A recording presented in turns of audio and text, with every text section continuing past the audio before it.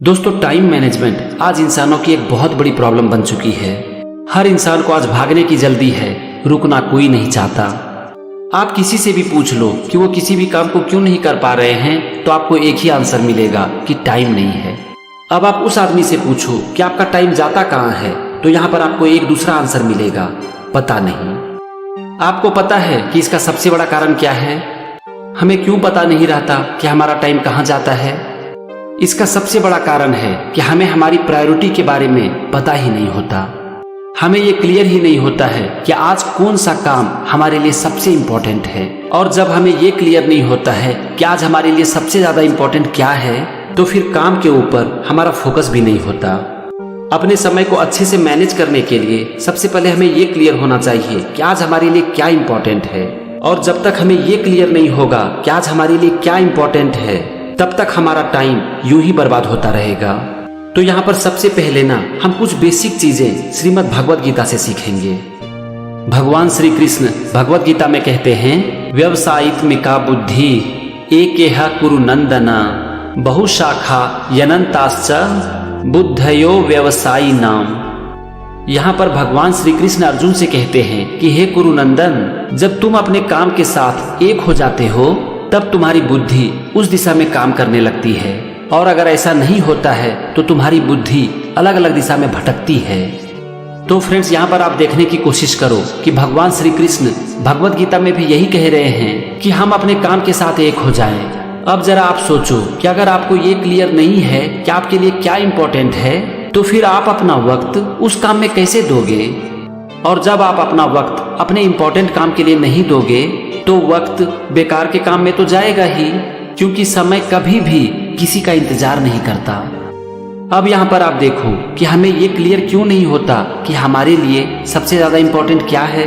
इसका सबसे बड़ा कारण है कि हमें ये पता नहीं होता कि हम किसी भी काम को क्यों करना चाहते हैं। मतलब कि अगर आप अपने टाइम को अच्छे से मैनेज करना चाहते हो, तो आपको दो चीज क्लियर होने की जरूरत है। नंबर 1, आपके लिए सबसे ज्यादा इम्पोर्टेंट कौन सा काम है, और नंबर 2, वो काम आपके लिए इम्पोर्टेंट क्यों है। अब यहाँ पर हम थोड़ा इसके जड़ में जाते हैं। हमें ये क्लियर क्यों नहीं होता कि हमारे लिए सबसे ज्यादा इम्पोर्टेंट क्या है और क्यों है। इसके लिए फिर से हम चलते हैं भगवान श्री कृष्ण के पास। न ही ज्ञाने न सदृशम पवित्र मीह विद्यते तत्स्वयं योग संसिद्ध काले नात्मनि विंदति। इस संसार में ज्ञान के समान पवित्र करने वाला निसंदेह और कुछ नहीं है, और जिसका योग सिद्ध है वो इस ज्ञान को अपनी आत्मा में पा लेता है। भगवान श्री कृष्ण कह रहे हैं कि जिसका मन साफ है, जिसे ज्ञान की इच्छा है और जो निष्काम कर्म करने के लिए तैयार है, वो ज्ञान को पा भी लेता है।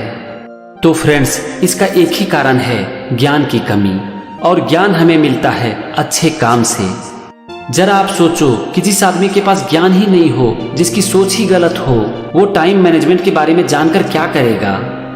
क्या उसे कभी भी ये क्लियर हो सकता है कि मेरे लिए सबसे ज्यादा इम्पोर्टेंट क्या है और मैं इसे क्यों करना चाहता हूँ? नहीं हो सकता है, क्योंकि इसके लिए ज्ञान चाहिए, बुद्धि चाहिए और अच्छी सोच चाहिए। तो फ्रेंड्स, अभी तक हमने दो चीजों के बारे में बात की, बुद्धि के बारे में और ज्ञान के बारे में। हमारी बुद्धि तभी एक दिशा में काम करती है जब हम किसी भी काम को अपना समझते हैं और उस काम के साथ एक हो जाते हैं। और आप अपने काम को तभी समझोगे जब आप अपने काम से प्रेम करोगे। तो सबसे पहले उस काम को ढूंढो जिसे कि आप करना पसंद करते हो, तभी आप उस काम के साथ एक हो पाओगे और आपकी बुद्धि आपको काम करने में आपका साथ देगी। और दूसरा पॉइंट है ज्ञान। और ज्ञान हमें मिलता है अच्छे काम से, सही काम से, अच्छी सोच से। और इससे हमें ये क्लियर हो जाता है कि हमारे लिए क्या इम्पोर्टेंट है और क्यों इम्पोर्टेंट है। फ्रेंड्स, अपने टाइम को मैनेज करने के लिए हमें क्या करने की जरूरत है, इसे अभी तक हमने सीखा श्रीमद् भगवद गीता से। अब हम देखते हैं कि इसे कैसे करना है। इसके लिए हमें समझना पड़ेगा पार्किंसन लॉ को। पार्किंसन लॉ कहता है, work expands so as to fill the time available for its completion. इसका सिंपल सा मतलब है कि आपका जो काम है ना, वो टाइम को फिल करने के लिए बड़ा होते चला जाता है। इसे मैं आपको एक एग्जांपल से समझाता हूँ। मान लेते हैं कि आपको स्कूल से एक प्रोजेक्ट बनाने के लिए कहा गया है। अब इस प्रोजेक्ट को बनाने में कितना टाइम लगेगा ये डिपेंड करता है कि आपके पास कितना टाइम है। मान लेते हैं कि आपके पास 1 घंटा टाइम है तो आप उसे 1 घंटे में कर लोगे। अगर आपके पास 5 घंटा का टाइम है तो वो 5 घंटे में कंप्लीट होगा। और अगर आपके पास पूरा दिन है तो उसी काम को करने में आपको पूरा दिन लग जाएगा। यहाँ पर हम ये मान लेते हैं कि आपको स्कूल से जो ये काम मिला है ये बहुत ही अर्जेंट है और आपके पास सिर्फ 1 घंटे का टाइम है, तो उस समय आप देखोगे कि आप अपने काम में पूरी तरह से फोकस्ड हो जाओगे। उस समय डिस्ट्रैक्शन बिल्कुल जीरो हो जाएगा, क्योंकि आपको पता है कि आपका काम अर्जेंट है और इस काम को करने के लिए आपके पास सिर्फ 1 घंटे का टाइम है। अगर इसी काम को करने के लिए आपके पास दिन भर का टाइम है ना, तो आप इसे बड़े आराम से करोगे। थोड़ी देर के लिए काम करोगे, फिर मोबाइल देखोगे, फिर टीवी देखोगे, फिर पानी पीने के लिए जाओगे। अगर उस समय आपके पास कोई आकर बैठ जाएगा तो आप उनसे बातें करने लगोगे। उस समय आपका अपने काम में फोकस भी नहीं रहेगा, क्योंकि आपके पास इस काम को करने के लिए पूरा दिन का समय है। और पार्किंसन लॉ के अनुसार आपका ये काम जो कि 1 घंटे में किया जा सकता है, ये बढ़ जाएगा, एक्सपेंड हो जाएगा पूरे दिन को फिल करने के लिए, क्योंकि आपके पास पूरे दिन का वक्त है। इससे पहले मैंने टाइम मैनेजमेंट के ऊपर ये वीडियो अपलोड किया था, लिंक यहाँ पर आई बटन में है। मैंने इसमें कलाम साहब का एक एग्जाम्पल दिया है कि कैसे उन्होंने एक प्रोजेक्ट को कंप्लीट करने के लिए अपने कॉलेज के प्रोफेसर से 1 महीने का वक्त मांगा था और कॉलेज के प्रोफेसर ने उन्हें टाइम दिया था सिर्फ 3 दिन का, और इस काम को कलाम साहब ने 3 दिन के अंदर कंप्लीट भी कर दिया था। अगर आपके पास समय है तो आप एक बार इस वीडियो को देख सकते हो। तो फ्रेंड्स, यहाँ पर कहने का ये मतलब है कि आप सबसे पहले ये देखो कि आज आपके पास क्या क्या काम है। उस काम में भी प्रायोरिटी सेट करो कि सबसे पहले कौन सा काम इम्पोर्टेंट है, और फिर उसके बाद एक एक काम के लिए टाइम फिक्स कर दो। और फिर अपने उस काम को इस तरह से करो कि वो आपके लिए इमरजेंसी है और आपको उसे आज कंप्लीट करना ही है। फिर देखो, आपका इम्पोर्टेंट काम कंप्लीट भी होगा, आपका टाइम भी बचेगा और आप अपने काम को बहुत अच्छे से कर भी पाओगे। अब यहाँ पर एक प्रॉब्लम क्या होता है पता है? डिस्ट्रैक्शन। और डिस्ट्रैक्शन को हैंडल करने के लिए हम यूज करेंगे पोमोडोरो टेक्निक। इस टेक्निक को 1980s में डेवलप किया था फ्रांसिस्को सिरिलोज ने। क्या आपको पता है कि हमें डिस्ट्रैक्शन क्यों होता है? इसका सबसे बड़ा कारण है कि हम डिस्ट्रैक्शन के लिए टाइम फिक्स नहीं करते हैं। देखो, आज जिस तरह से डिजिटल क्रांति हो रही है ना, इसमें पूरी तरह से डिस्ट्रैक्शन से बचना बहुत ही मुश्किल है। अगर हम इसे पूरी तरह से छोड़ने की कोशिश करेंगे ना, तो उसके ऊपर बार बार हमारा ध्यान जाएगा। तो चलो इसके लिए हम समझते हैं पोमोडोरो टेक्निक। टमाटर को इटालियन में क्या कहा जाता है पता है? पोमोडोरो। और यहीं से ये वर्ड लिया गया है और इसका नाम दिया गया है पोमोडोरो टेक्निक। इस टेक्निक में इस तरह का किचन टाइमर यूज किया गया था। देखिए, ये टमाटर के आकार का है ना।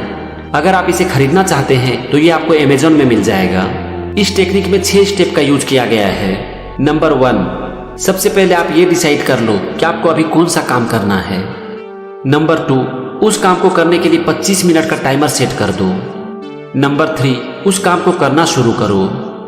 नंबर 4, जब टाइमर बजती है तो अपने काम को करना बंद कर दो और 5 से 10 मिनट का एक छोटा सा ब्रेक ले लो। नंबर 5, सेकेंड स्टेप को फिर से रिपीट करो और 4 पोमोडोरो को कंप्लीट करो। एक पोमोडोरो हुआ 25 मिनट का काम और 5 से 10 मिनट का ब्रेक। और नंबर 6, 4 पोमोडोरो कंप्लीट करने के बाद आप 20 से 30 मिनट का एक लॉन्ग ब्रेक लो। एक बार आपने लॉन्ग ब्रेक ले लिया, फिर से आप स्टेप नंबर 2 पर आ जाओ। दोस्तों, टाइम मैनेजमेंट के लिए ये थी पोमोडोरो टेक्निक। इसमें देखा आपने क्या कहा गया है? इसमें काम करने का टाइम और डिस्ट्रैक्शन दोनों को जगह दी गई है। ये जो छोटा छोटा ब्रेक था ना, ये था डिस्ट्रैक्शन के लिए, और इस समय आप अपना टाइम पास कर सकते हो। और देखो, जब आप डिस्ट्रैक्शन के लिए टाइम फिक्स कर दोगे ना, तो जब आप काम कर रहे होगे उस समय आपको डिस्ट्रैक्शन नहीं होगी। अभी देखो होता क्या है, हम टाइम पास करने के लिए यानी कि डिस्ट्रैक्शन के लिए टाइम फिक्स ही नहीं करते हैं। और आजकल चारों तरफ डिस्ट्रैक्शन इतना ज्यादा है ना कि इससे बचना थोड़ा डिफिकल्ट है। हर 2 मिनट में आपके मोबाइल फोन पर एक नोटिफिकेशन आती है। आप देखते हो कि एक व्हाट्सएप मैसेज आया है। जब आप मैसेज चेक करते हो तो वहां पर आपको लिंक मिल जाता है फेसबुक का। आप उस लिंक पर क्लिक करते हो और फिर आप फेसबुक की दुनिया में खो जाते हो, और फिर दिन कैसे निकल जाता है पता तक नहीं चलता। अब आप पोमोडोरो टेक्निक को देखो। यहाँ पर आपने कुछ छोटा और कुछ बड़ा ब्रेक रखा है, और ये ब्रेक है आपके डिस्ट्रैक्शन के लिए। तो आपके माइंड को ना पता होगा कि व्हाट्सएप, फेसबुक, ये सारा जो काम है ये इसी टाइम में करना है। और इस तरह से आपका माइंड आपके काम से डिस्ट्रैक्ट होना बंद हो जाएगा। ये थी पोमोडोरो टेक्निक के बारे में। दोस्तों, टाइम मैनेजमेंट के लिए इस वीडियो में हमने कुछ चीजें सीखी श्रीमद् भागवत गीता से, फिर हमने पार्किंसन लॉ और पोमोडोरो टेक्निक को भी सीखा। अब बात आती है एक्शन लेने की, और यहाँ से मेरा टाइम खत्म होता है और आपका टाइम शुरू होता है। मैं उम्मीद करता हूँ कि इस वीडियो को देखने के बाद आप अपने टाइम को बहुत अच्छे से मैनेज कर पाओगे और एक दिन आप अपने हर सपनों को पूरा करोगे। Thank you and wish you all the best.